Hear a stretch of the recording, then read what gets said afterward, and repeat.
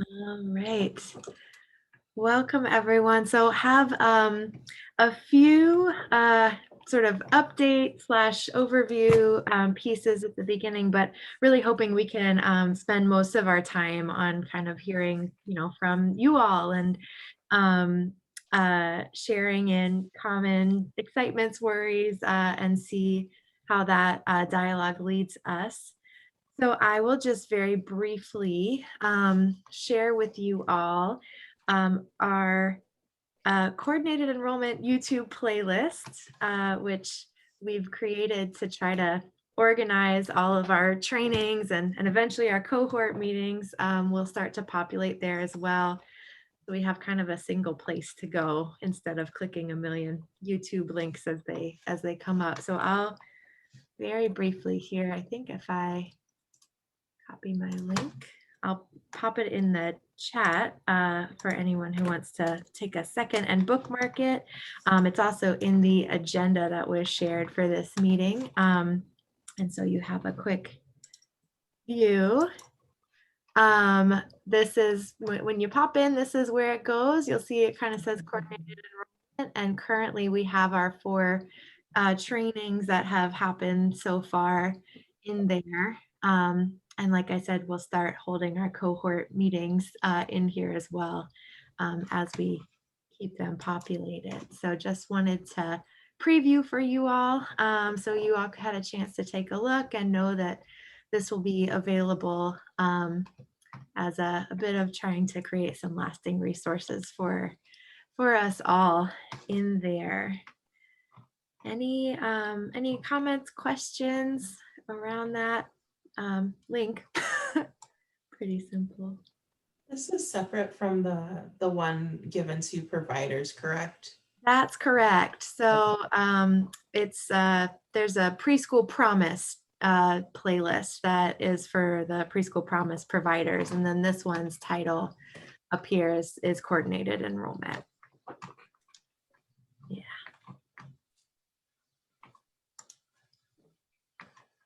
Awesome. All right, and appreciations for Erin and Lindsay, my colleagues on here, for setting that up for us and keeping it curated. Try to build some lasting resources, like I said. The next piece, I know many of you were able to be in the overview on Monday to hear from Catherine and research team about the family survey, but wanted to let you all know that the survey links are now live.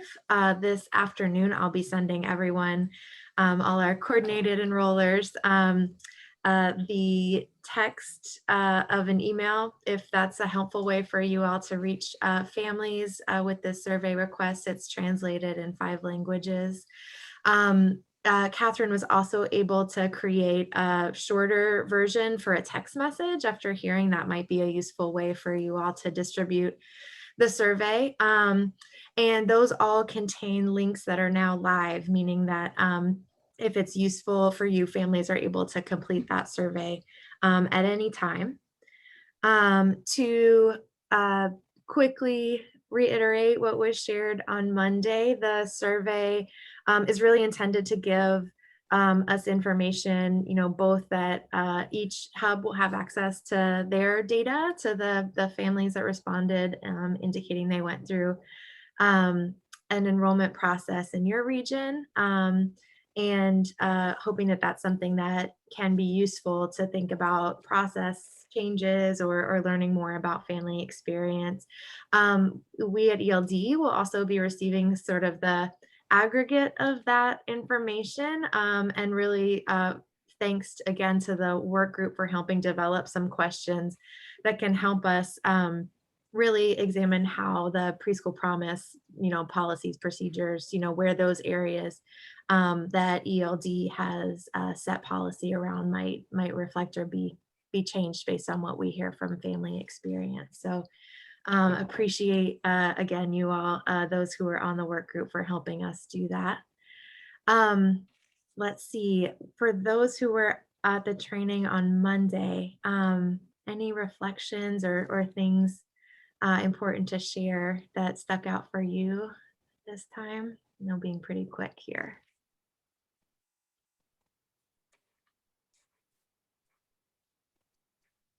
No? Well, I'll just add, did talk about the idea of potentially bringing it to or offering it to our Head Start OPK partners if they also have preschool promise slots that they could choose if they want to send it out to their families, their preschool promise families specifically as well. So I Yeah, was planning to mention it to our partners. awesome. Thanks for bringing that, Sky. Forgot to mention that as well. Again, in the ways that distribution makes sense, and like where your partnerships are with Head Start OPK, as that survey is something that could be useful to them, or useful to how you all are thinking about coordinated enrollment generally. Definitely feel free to do so. Again, taking a look at the survey to see what might be relevant question wise, and if that makes sense. Yeah, thanks for bringing that up. We also discussed the survey will be live at least until September, and we'll revisit and see based on where we all are with both, specific enrollments and just sort of the distribution of that, whether it makes sense to extend it a little longer or to close it and start, putting together the analysis at that point. So I'm making a note for a check-in in September to just see where everyone feels they are with that distribution. And to say again, of course, each of your regions and communities have different timelines, different spaces. So really feel free to distribute that in the ways that you think make sense to families, given your process or procedures. We do want to know about families, whether or not they, completed sort of through to placement or enrollment. We'd like to know about their experience, even if they've were found ineligible, or if at some point they, decided not to continue onward as well. It's intended to have some questions there to learn about, each stage or how far they got in that process as well. So like I said, you all will see the email from me this afternoon to everyone that has the Word documents, and link to the Google folder where all those are saved as well. So you have that available to you. Any other questions, thoughts here?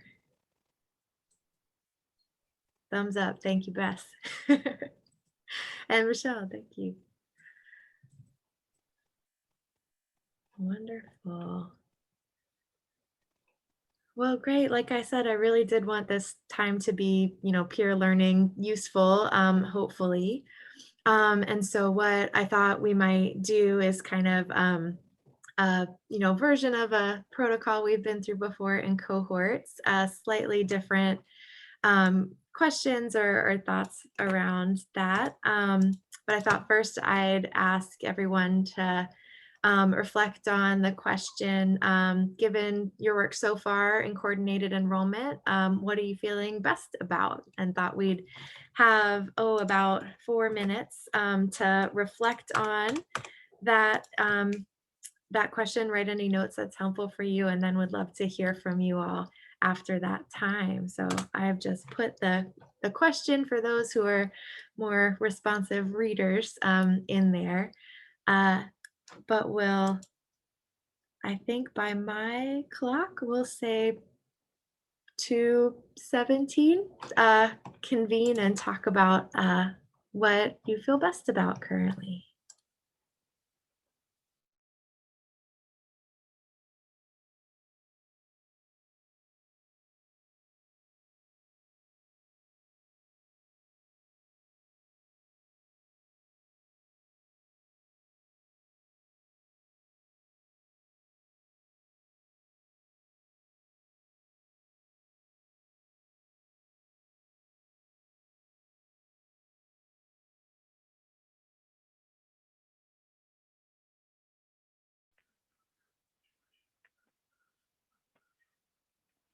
I'll jump in. One thing that I'm feeling really good about in this process so far is that the resources that have come in from the state for specific to coordinated enrollment, so our funding streams essentially, are helping pay for our family engagement coordinator position because she's working really closely with Michelle on enrollment and specifically with our Spanish speaking families because she's bilingual in Spanish.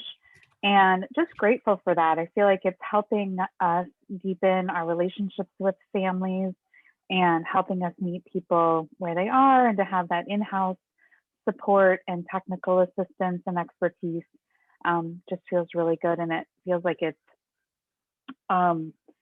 helping building out our parent advisory council and our family engagement efforts overall. So that to me feels really good. And I'm just grateful to be able to have brought an additional staff person with that funding. So that's what I'm feeling good about right now.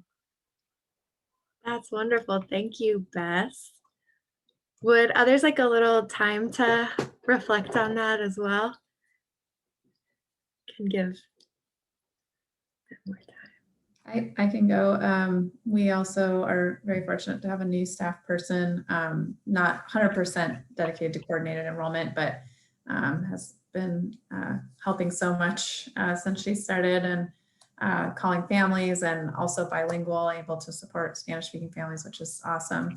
And then the other piece that I feel good about is us having a more sophisticated application and enrollment management system now, a true database. Oh, sorry, I think my internet connection is poor.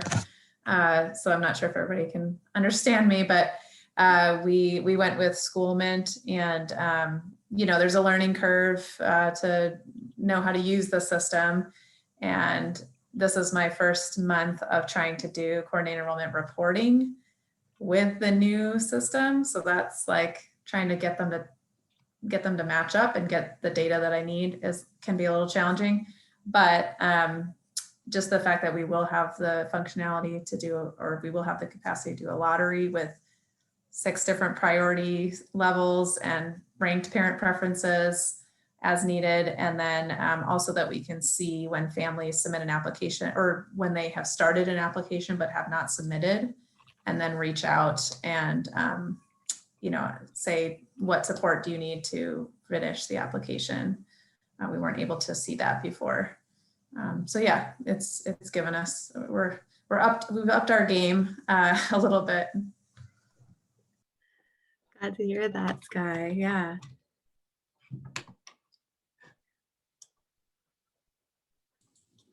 I can go. We have had a lot of success with our the hub specific questions that we had to add to the application, and they've been really helping families get to where they need to be and helping us get families where they want to be. So that's been awesome. We also added it's called a forms of proof checklist for families to access instead of kind of the informational forms of proof sheet we were giving folks last year. This is more of a checklist that has really helped direct folks to understand a little more about what we need during the eligibility determination process after selection. So yeah, those are 2 celebrations over here. Oh, great. So great to hear that. Oh, and I see Sky checklist as well. Awesome.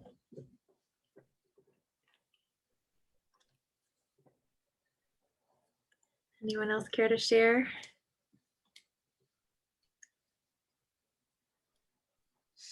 I will. I heard Nina say this morning that the investments that we made in helping family childcare that have preschool promise do better marketing, magnet signs for their cars and all that sort of stuff has increased their enrollment for infants and toddlers as well. So felt like it was a good business investment all around. We were happy about it. That's great. Yeah, that's so rad to hear that. I think So we've got a few super exciting celebrations. we use our Wise Hive data portal to take all the applications so we can track from the very beginning when a parent enters in their information all the way through the application and know where they're at and what's needed, and able to contact them and have really great traction around tracking the process and where they're at. And then also we have some great videos that are coming out for our preschool promise providers that they really highlight the location and what's unique about each site. And we have somebody from each site that's providing that's talking on the video. So you get to see who the teacher or director is, and it really creates that nice personal feel. Oh, that's so great. So great to hear. I know there were, I can't recall if in this cohort, but I know there were some others considering videos as well. It's nice to see that.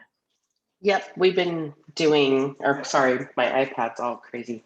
We're doing videos too. So they're kind of in the process. We got the first demo of that, and it was really cool. And it's going to be so helpful. We also are offering it to Head Start partners who are not Preschool Promise, because we're going to include them all on our new Grow Central Oregon Kids webpage that we're building. So we can have all of these folks included. Ah, wonderful. Really, really wading in towards that coordinated, at least recruiting outreach space. That's awesome to hear. Sounds like a great partnership.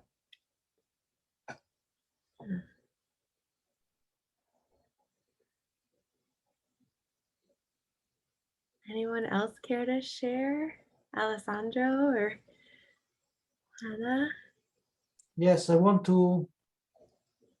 What I feel strong about our team. I think we are working great. We have Juana now, who's helping a lot. I'm grateful to have her helping with the co-enrollment. We had to do things fast to find a way for a situation like the summer program that be solved in a couple of days, and this has been possible thanks to the team. So this is make me feel comfortable about hardship and possible issue that can blow up in the next days, and they are doing great. Well, so glad to hear that. Yeah, this work is not possible without some close teamwork, and yeah, hoping we don't reach blow up. It's all very true. Hello, everyone. Just what Alessandro shared, it's been quite a few busy weeks. And for me, it's been quite a learning curve, and I'm growing every day and I'm learning new things every day. And I feel very comfortable reaching out to Alessandro and my team for if I have any questions regarding enrollment, because it's not as easy as black and white. There's like so many other things. And so I'm very appreciative of all the support that I get from my team. I see so much head nodding. There's not a very black and white situation out there when it comes to working with families and our eligibility criteria. That's absolutely true. Yeah. Michelle, did I see you come off mute? Michelle Nelson, I should say.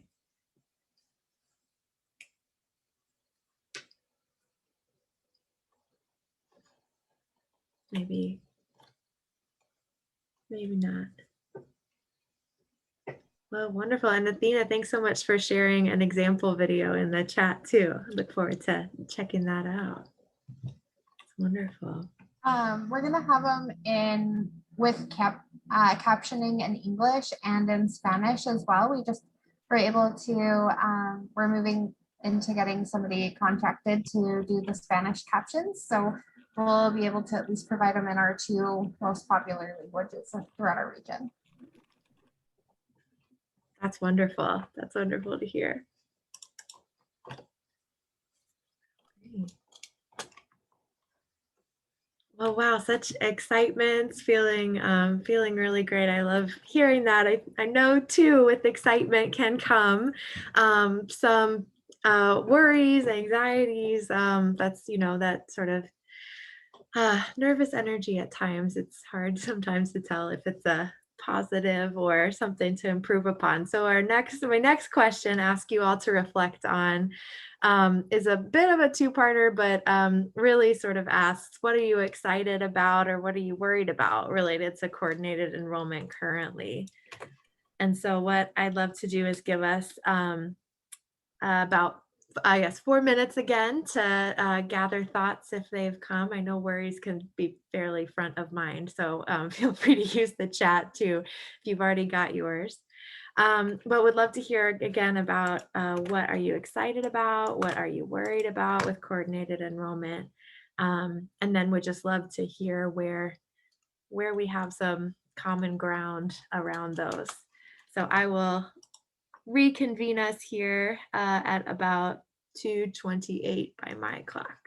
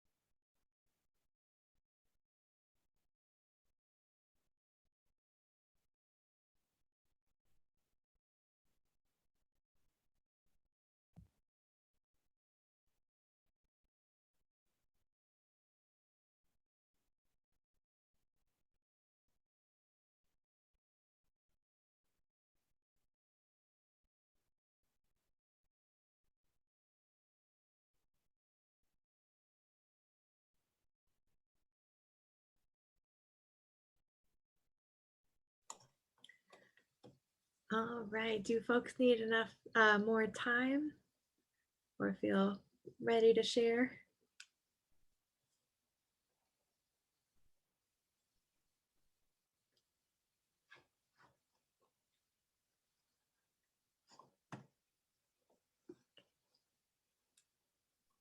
I'll go.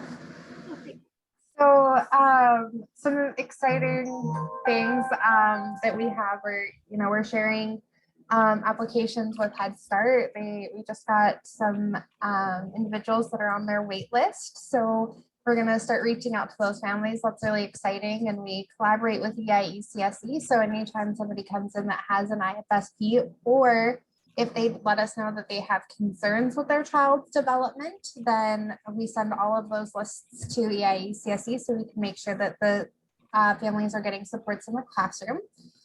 And we've got our community uplift coordinated referral system. So we're able to use the same database to provide referrals and connect families to resources that they need in the community. So that's been really exciting, being able to do all of that. The worry that I have is we actually lost one of our small in-home providers because of insurance concerns. So that leaves a huge gap with some of our families in that area, already not having enough childcare. So, and then the families, the hardship that creates. So that's one of the worries that we've got. Yeah, absolutely. Both to serve families who may need, to be quickly transferred or find an option that works for them, and also just acknowledge that, that's one less provider in the region to help the system for supporting families, and that has consequences. Yeah. We have such a small minority of our providers are in-home providers, and so when that's the family's choice, we just don't have a lot of options. Yeah.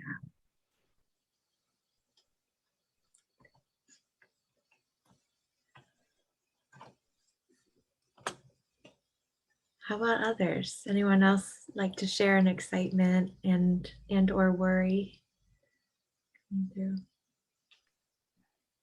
My excitement and worry are related in that I'm excited that we have the opportunity this year to do priority groups and to really be able to serve kids in our regional plan priority groups in addition to others.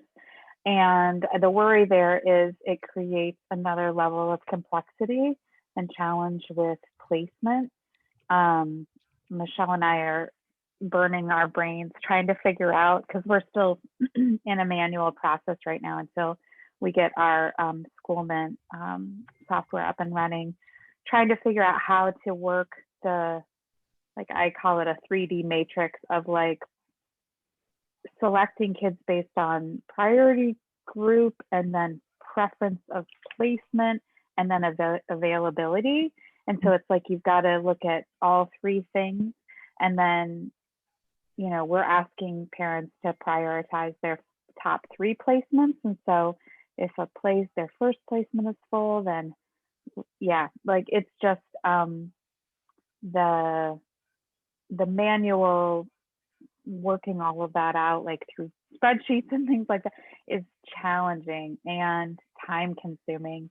And so when we're trying to get 200 kids put into slots and then get their eligibility determination done in a timely fashion, I'm just worried that we don't really have capacity for all of that, and how we're going to get kids placed in a timely manner. So just trying to figure all that out. I would say one of ours is really around, I'm running a manual lottery for the first time. This is the first time I've had to run one. So the good is that we have a lot of families that are applying, and the bad is, or the trouble or worry is, I want to make sure that I'm running an equitable lottery for families. So I'm using what ELD sent out last year and what you sent out last year for a lottery. So far it's working. And people are, responding and coming to their appointments. So that's also good. But yeah, a little worried about making sure that I didn't miss somebody that wanted to be on the list, because people were sending me information in, every different way you can imagine. So just trying to make sure that we catch everybody, which is hard.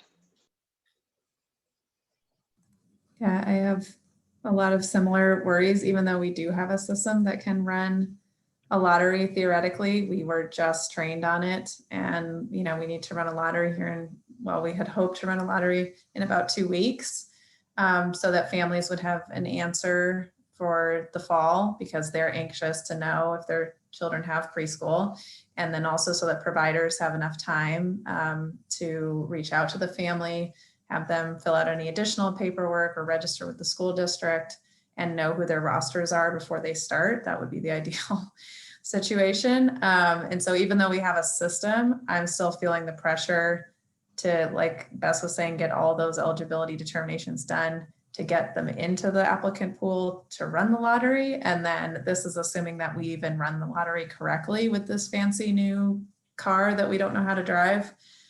So yeah, I'm nervous about all that. And with the family experience survey, even though I really do want to hear what their experience was, I am concerned that we're going to hear it took a long time to hear back about whether we were eligible. And I mean, they're right. It does take a long time. But it will be hard to hear, because I don't want it to be true. I want us to move faster, but we just can't. Yeah. I just feel that even as you put things in place to, hopefully take a little off the manual needs, or to really be able to streamline in some ways, it does take time to learn it. And, I think, as we all know, like we're in a phased in approach that looks like trying things and, having the potential for feedback that you're like, I know I'm really, I know, I know what's going to come, and I wish it could be different, or that we could improve there. So it just definitely holds space for that feeling.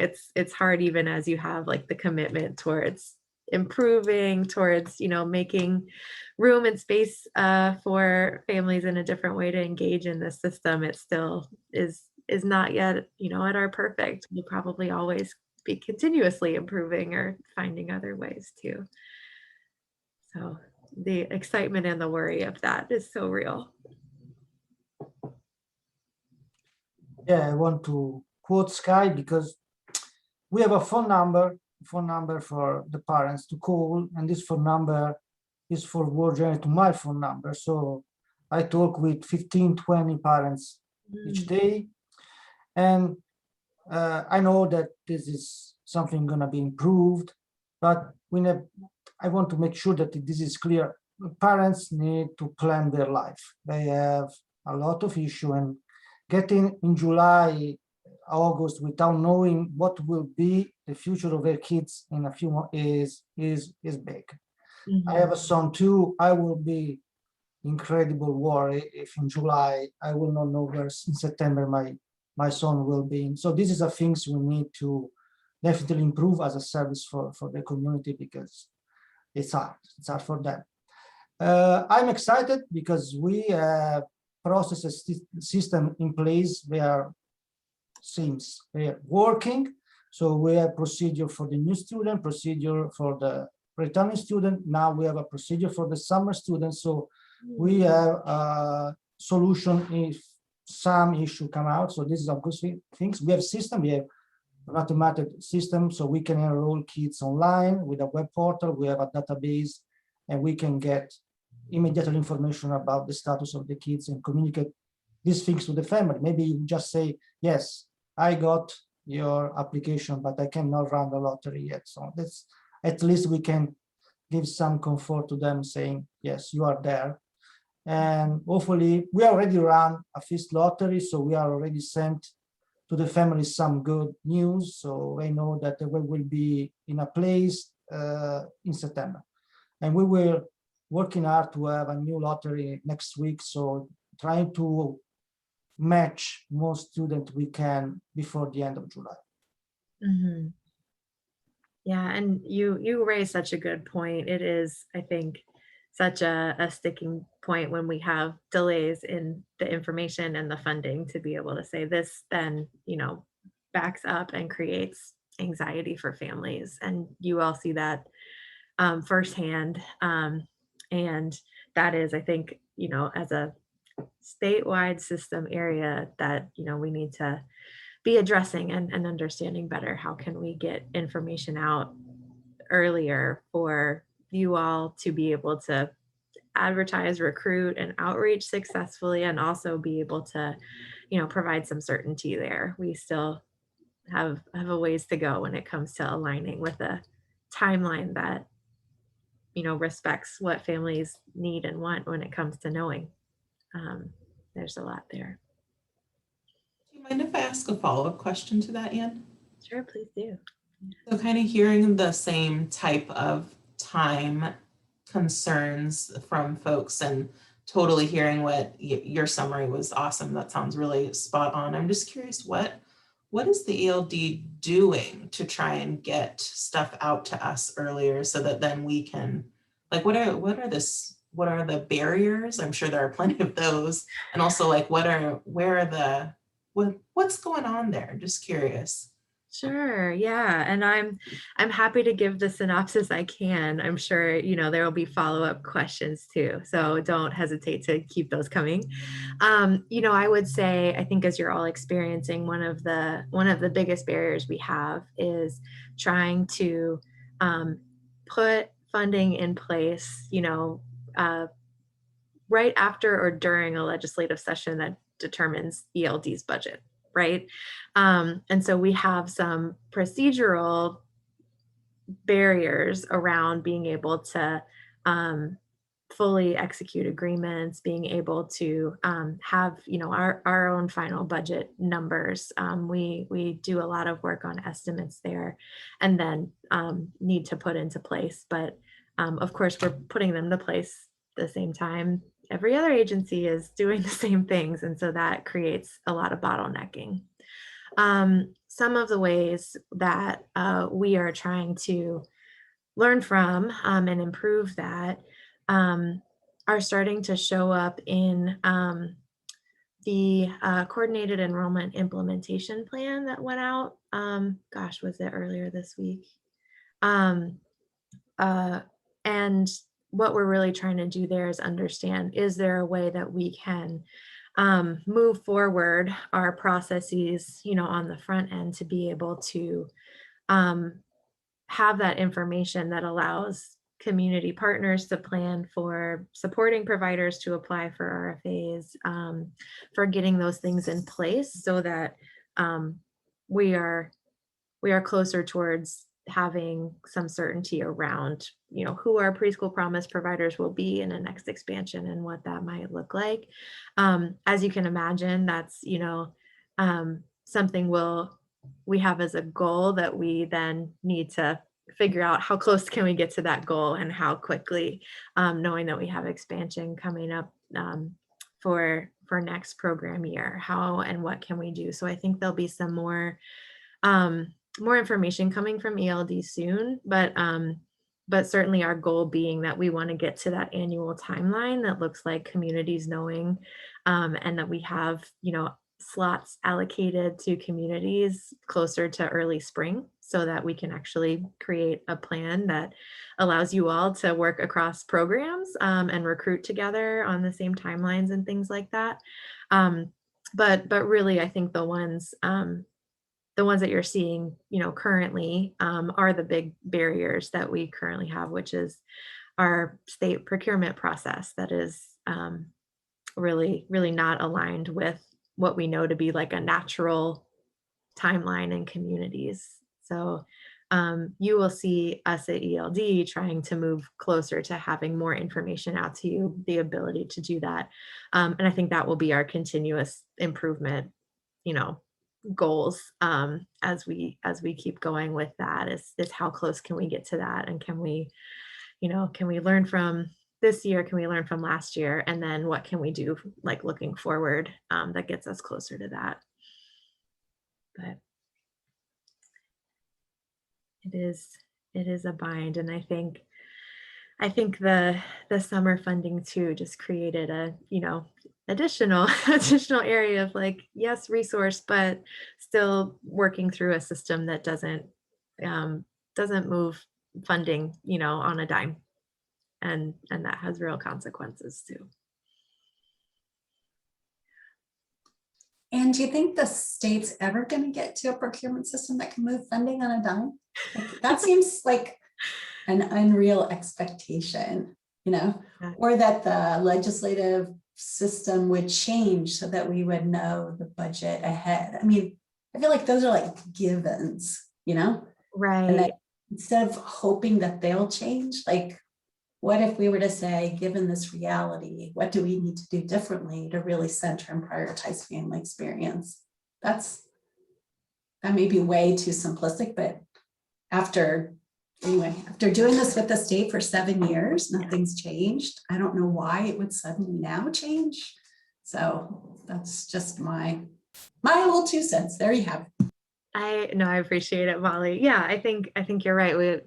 You have so much experience with the state, and have seen these go. And I do think, I think there's a space to wonder, like, how could we do this better, and how could we, center families in how this happens, or the impacts that these happen, that these systems have on families. So I think part of what trying to change that looks like is, how do we give more lead time and like then abilities, and can that do some things? And I think that continues to be a question, is there another way that meets the needs that ELD has on it, but also that doesn't mean that we just hit copy paste on a process that we know continues to have pain points. Yeah.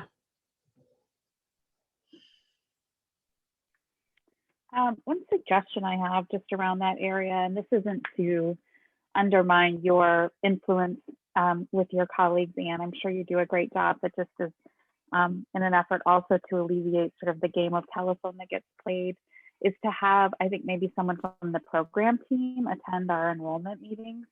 We are talking to families a lot, so I think we can provide some family-centric data to the program team to inform some of the decisions they're making, as well as create a mechanism to hear about some of the decisions that are happening that affect providers, because that also affects our flow and our work, and vice versa, that our enrollment processes, especially how they are different locally, affect providers. And I just feel like right now there's, and like I said, like, not undermining your great communication style, but just knowing that there's not a natural touch point for the enrollment and the program team to like share information fluidly. And so when Dana, attended our meeting, maybe last month, was it? It was great just to have her in the room, because she could address immediately some of the questions that came up that were pretty, pretty high on people's minds. And it just felt like it was efficient. It was an efficient way to get that information passed along to us, and an efficient way for us to ask a question that only she or, one of her team could answer. So just offering that up as a suggestion to do a little bit of de-siloing of our work, and to work more collaboratively with the mission of being more family-centered. Because I think we're probably your most direct link to families that are enrolling currently.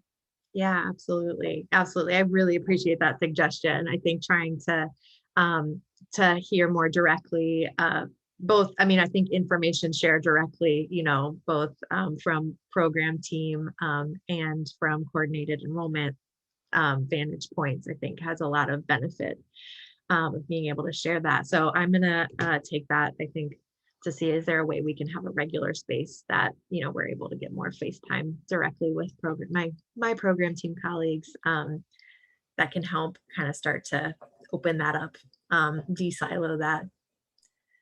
Yeah, thanks for that suggestion, Beth.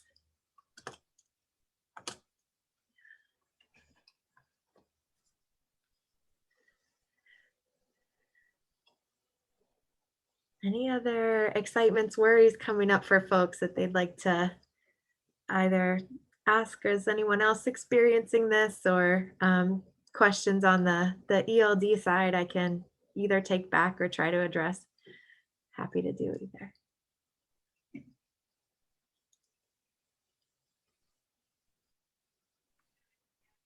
I know it's early days yet, and I don't mean to jump in again, so if somebody else wants to jump over me, I'll pause my question, but just curious about expansion now that that funding is coming through and sort of how that process may look different than the last time. Do you anticipate having another sort of RFP process, and will the slot distribution formula look similar? And I know we'll hear more as time goes on, but just curious what the initial conversations are sounding like.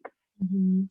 Yeah, I think at this stage, the initial conversations are sort of like, if our goals are to have more information and more like set who our programs or providers might be earlier, then what does that mean for our own, internal timing? And then also, what does that mean for the community timing and space? I know one of the things that's come up is, now that we have all continue to experience the pandemic, are there things about families that we'd want to look at our like revisit in some way our priority populations, or get an update or something like that?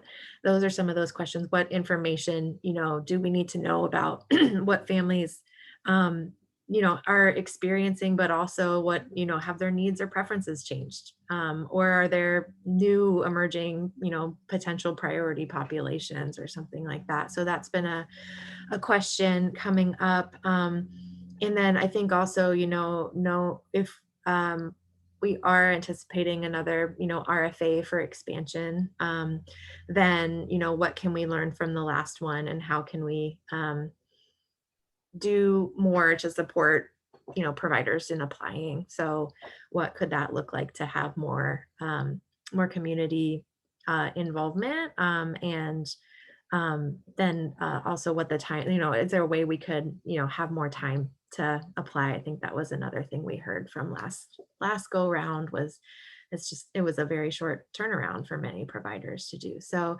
those are some of the things that are currently being considered, talked through in that, guys. I think actually there's been a real interest in sort of how can that, when fully implemented, coordinated enrollment annual timeline. There's been a lot of interest in like, how close can we get and what can we really do? So a lot of I think work to understand from our procurement side, like what will never turn on a dime, to Molly's earlier question, and where is there room to have a different method in place, sort of, if we had that.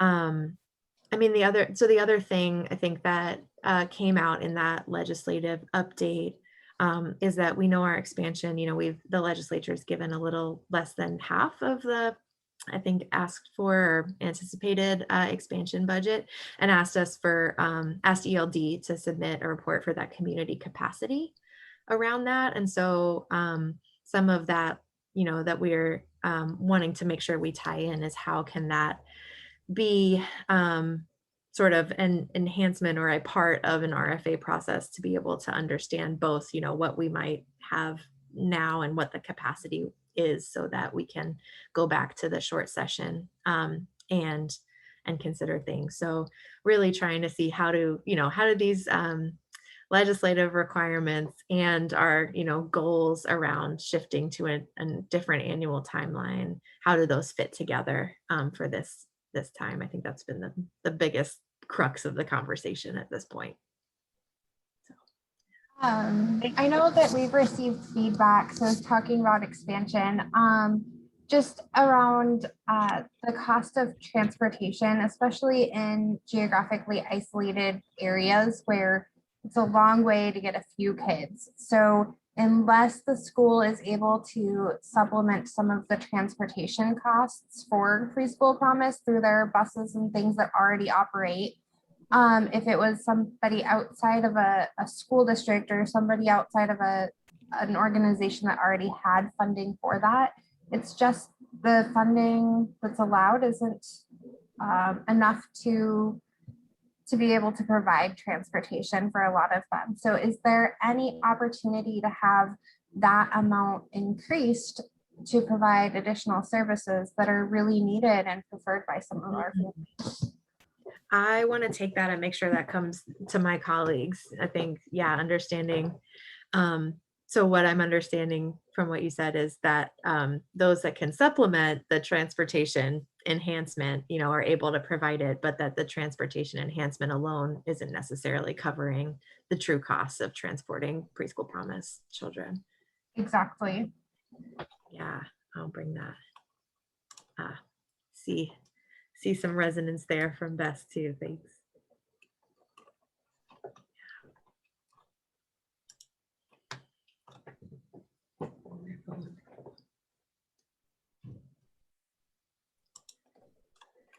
Well, seeing we've got about 5 minutes left, is there any other burning thoughts or desires to share at this point? Happy to take maybe one more.